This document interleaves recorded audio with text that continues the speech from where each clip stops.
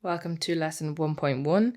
Today we're going to discuss the difference between skill and ability. We're going to understand 3 different types of skills, identify characteristics, and then separately indicators of skilled performance.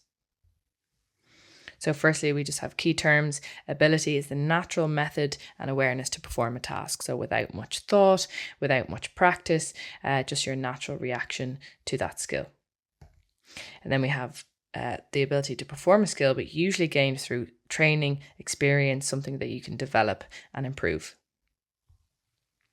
So the 3 different types of skill. Firstly, I'm going to talk about perceptual skills. So this is about interpreting the environment around you, judging, using your senses, judging different things. For example, judging the trajectory and speed of a ball, an incoming ball that you then have to adjust your body to be able to catch it correctly. We then have cognitive skills, which is your mental abilities to make decisions. Okay, so as you're driving to the basket in basketball, for example, do you continue to drive? Do you pass it off? And these are made in a very quick, short time period. Then we have our psychomotor skills. This is about combining the mind and the body together. So for example, a gymnastics routine, you plan, you prep, and you then have to execute that in the moment. So then we have our characteristics of a skilled performance. And for this, we are going to use TACK to remember, T-A-C-K.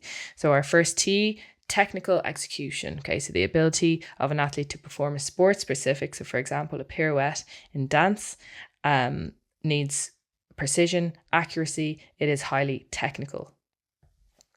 Then we have anticipation.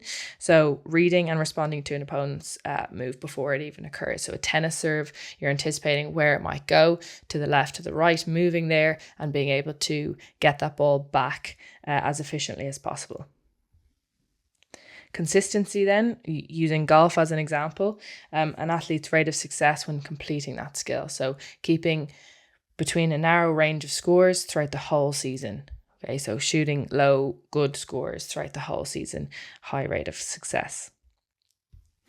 And then we have kinesthetic awareness. So knowing and understanding where your body is in space. So spatial awareness, you've probably heard it before. An ice skater performing a triple axel really needs to know where her body is, where the ice is, to be able to land that properly. So that is characteristics, that's TACK. Now we have indicators of a skilled performance. People get confused between the characteristics and the indicators. Characteristics, maybe if you know the sport really, really well, or if you're performing it yourself, you can identify those, but this is maybe looking in externally on a performance, and it might be easier to identify these different things. So for this, we're going to use ACE face. I'm just going to write here ACE face.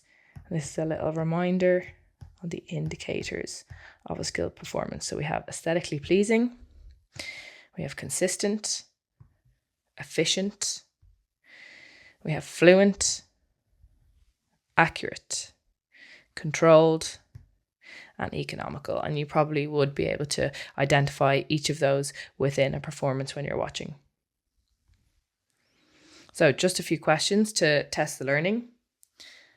Explain the difference between ability and skill. So see if you can do that yourself. So I always define, so we have the ability, the skill definition, and then try and have an example. Okay, this really solidifies your answer. So for example, speed training to develop quicker technique when running. Then we have, what are the 4 factors needed to produce a skilled performance? So this gives a little tip. Here's my second tip.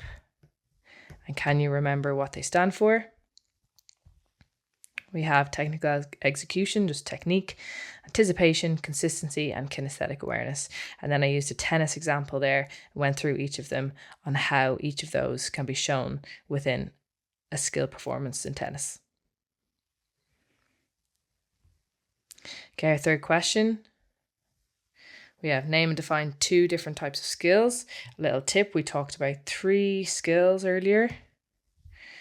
Okay, so I chose 2, perceptual skill and then cognitive skill.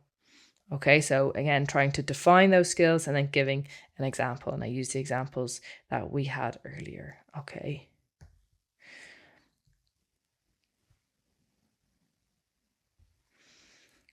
So just to recap, we talked about skill and ability, the 3 different types of skills, and then the characteristics and indicators of a skill performance. Next up is skill continua. If you like this video, you'll love our notes. You can get some for free in the link in the description of this video.